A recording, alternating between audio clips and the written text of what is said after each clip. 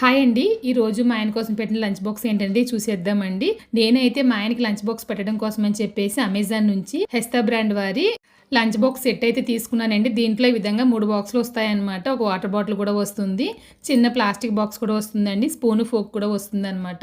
చాలా ప్రీమియం క్వాలిటీతో ఉన్నాయండి. లోపల వచ్చేసి స్టెయిన్లెస్ స్టీల్ ఉంటుంది. బయట అయితే ప్లాస్టిక్ ఉంటుందన్నమాట. చాలా చాలా క్వాలిటీగా ఉన్నాయి. ఇంక ఈ రోజు మా ఆయనకి లంచ్ బాక్స్ కోసం అని చెప్పేసి ఏం చేశానంటే బఠానీ పులావ్ చేశానండి.